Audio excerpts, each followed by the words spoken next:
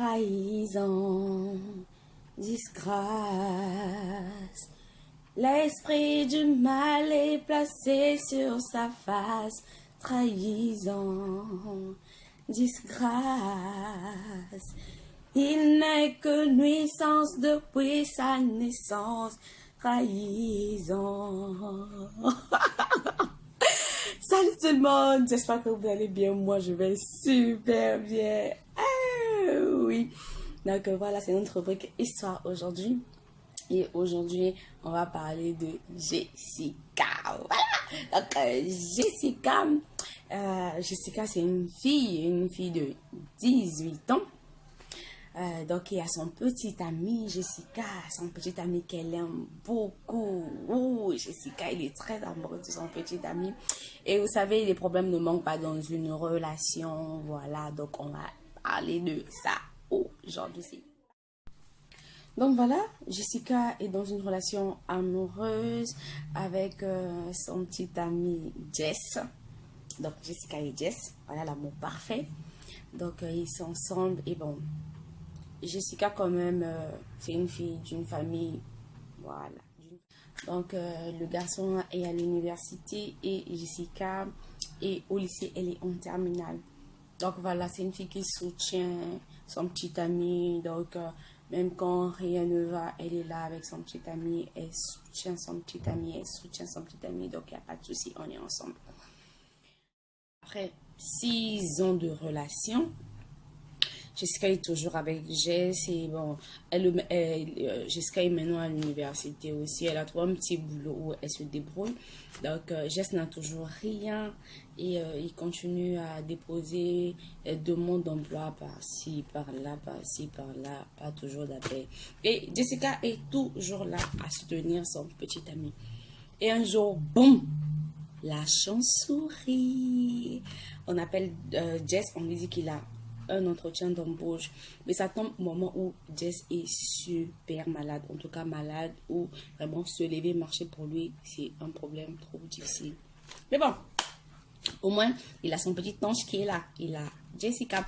Donc, Jessica qui se rend chez Jess, parce que Jess appelle pour dire que voilà l'entretien et tout, vous savez comment ça se passe. Donc, Jessica se rend là-bas et puis elle aide Jess à se rendre à l'endroit où il doit passer son entretien. Donc, ils arrivent là-bas, Jess passe son entretien. Et après, les deux rentrent dans le petit studio de Jess. Donc, voilà. Et puis après, ils se séparent.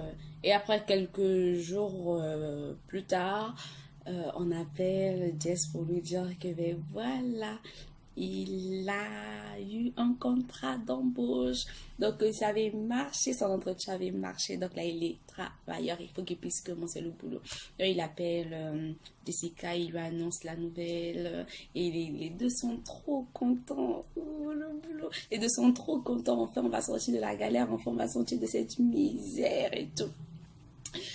Donc voilà, il commence le boulot, il travaille et tout et tout. Après, Jess va se présenter chez les parents de Jessie. Donc vous savez, à 24 ans, une fille peut déjà se marier ou encore elle est déjà habiter avec son mari. Donc les deux décident d'habiter ensemble, voilà. Tout se passe bien, le couple parfait, l'amour fou et tout. Et un jour, les problèmes commencent. Donc il y a Jess qui commence à rentrer tard, Jess qui mange plus les repas de Jessica, Jess qui commence à mal parler à Jessica, Jess, voilà quoi, qui devient un autre Jess, il devient vraiment une personne différente, il n'est plus le même.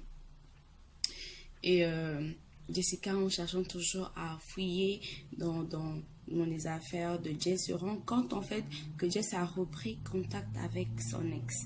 Donc quand elle demande à Jess ce qui se passe, Jess dit mais non c'est rien et tout, elle a un problème donc je veux l'aider et tout, tu sais c'est mon ex, c'est parce qu'on est ex qu'on doit être ennemis. Bon, ce qui est vrai, c'est parce qu'on est ex qu'on n'a pas se parler. Non, pas du tout, la relation n'a pas marché, n'a pas marché. Voilà. Donc elle comprend, voilà, et puis ça passe et après elle tombe enceinte. Même pendant qu'elle est enceinte, le gars n'était pas là. Le gars ne venait, il n'était presque pas là, il était toujours au boulot, toujours des raisons, le bureau, les réunions et tout. Vous connaissez ces raisons-là, mesdames, oui. Et donc, c'était ça. Jusqu'à ce que Jess découche pendant une semaine. Et puis après, en rentrant, ben, Jessica lui dit, mais il faut qu'on parle, je suis enceinte, tu me laisses pendant une semaine, tu t'en vas comme ça. Et si derrière toi, moi, j'avais ces douleurs d'enfantement, comment je devais faire? Je n'étais pas là. Et après, c'est là où Jess dit à Jessica qu'il veut lui parler. Voilà, donc il dit à Jessica que j'ai enceinté une autre fille. Donc, elle aussi à terme, comme toi, c'est les mêmes mois de grossesse. Donc, du coup, deux fois, il faut que je parte là-bas, il faut que je reste ici. Donc, il faut que, voilà, il faut que tu puisses t'y faire. Parce que je peux pas laisser l'autre aussi seul et rester qu'avec toi.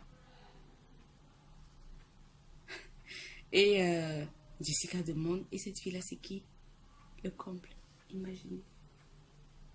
C'est son ex, bien sûr. Jess a enceinté son ex. Donc, l'ex est enceinte l'ex tombe enceinte au même moment que Jessica. Donc, il a deux femmes qui se retrouvent enceintes. Et après, Jessica se rend compte que Jess passe plus de temps avec son ex. Et après, bon, l'ex, quand même, il a pris son courage à deux mains. Il a dit à Jessica ouvertement que c'est vrai que mon ex m'avait quitté, mais m'avait quitté parce que je n'avais rien. Toi, tu m'as soutenu. Je te dis merci pour ça. Mais j'aime toujours mon ex. Donc, je préfère. Jessica, tellement elle est amoureuse, et dit à Jess, non, je te comprends, tu me parles en fait sous la pression, tu peux pas prendre une décision sur un coup de tête comme ça. Il y a deux enfants qui vont venir au monde, on va s'arranger. C'est vrai que je dois être là-bas ici, mais moi je comprendrai. Donc t'inquiète pas, ça va aller jusqu'à ce qu'on me demande, je vais te comprendre. Et voilà, donc après, Jess aussi accepte, vu que Jessica a parlé, Jess accepte. Et après, bon, les mois passent et puis les deux femmes mettent au monde. Donc, Jessica se rend à l'hôpital seule, rien qu'avec ses soeurs et maman. Jess n'est pas là. Donc, elle rentre à la maison. Et puis après, Jess vient voir Jessica. Jessica qui dit, mais même à l'hôpital, tu n'es pas venue, mais qu'est-ce qui se passe? Jess, en fait, il ne réagit pas. Donc, tout le temps, c'était comme ça, tout le temps, c'était comme ça. Ben, jusqu'au jour où Jessica n'en pouvait plus, Jessica décide de faire asseoir Jess pour lui parler. Il dit, mais attends, ça va pas là. Tu n'es pas là, on a déjà une petite fille et l'enfant souffre de ton absence, tu sais, parce que tu n'es presque pas là. Tout le temps, tu es parti. Et quand tu viens ici, c'est juste pour un moment et puis tu t'en vas. Il faut que tu règles ce problème-là. Et Jess qui dit, mais je t'avais déjà dit que j'étais plus attachée à mon ex, que je ne pouvais pas rester ici et la laisser parce que j'étais plus attachée qu'elle. Je te répète que je suis amoureux de mon ex. Jessica touchée, reste silencieuse pendant un temps et rentre dans sa chambre. Et après, réfléchir. Je pense que 2 ans se sont écoulés et elle décide d'arrêter avec la relation. Donc, elle trouve une maison, elle quitte la maison de Jess. Et elle va dans cette maison-là, un petit studio avec sa petite fille. Et puis bon, Dieu fait grâce, elle trouve un travail, donc elle s'en sort comme ça avec son enfant. Donc c'était là l'histoire de Jessica et de Jess. Donc la leçon à retenir aujourd'hui, c'est quoi? D'abord, on n'épouse pas une personne à cause d'une dette morale.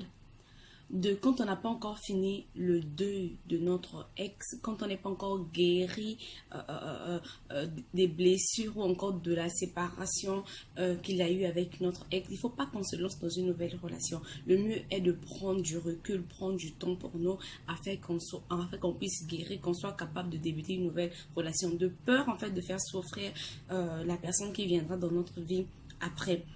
Donc, faire le deuil, être sûr que même si je vois mon ex aujourd'hui, ben, plus rien ne va se passer parce que j'ai déjà fait le deuil. Il n'est plus déjà dans ma vie, il n'est plus dans mon cœur. Voilà, je veux le voir, on va causer, mais j'aurais plus en fait cette envie-là de me mettre en relation avec mon ex. Donc, prendre du temps pour soi-même. Et pour Jessica, quand tu veux aider un homme, n'aide pas un homme parce que tu attends quelque chose de bon en fait à la fin. Aide un homme parce que c'est un être humain, parce que le Seigneur nous demande d'aider, de venir en aide à une personne. Parce que quand tu aides et que tu attends en retour d'avoir un bon salaire, d'avoir une gratitude et tout, ça fait mal parce que souvent c'est pas le cas. Donc aide et n'attends rien en retour. Aide parce que c'est ton nom, parce que tu veux aider. Mais mets-toi aussi en tête que ça peut arriver comme se séparer et tout. Mais j'ai aidé parce que c'était un être humain qui était dans le besoin, qu'il fallait que je puisse aider. Donc, c'est un peu ça. Quand vous allez vous mettre dans vos relations, réfléchissez un peu à deux fois. Parce que ne faites pas des enfants après qui vont venir subir ce genre de problème-là. Parce que la séparation entre un père et une mère fait souffrir un enfant. Donc, arrangez-vous. Donc, c'était là l'histoire de Jess et de Jessica. Si vous avez aimé la vidéo, n'oubliez pas de liker et abonnez-vous. Et puis, activez la cloche de notification pour ne pas manquer mes prochaines publications. Donc, moi, je vous dis à la prochaine. Je vous aime, je vous fais de gros bisous. Ciao!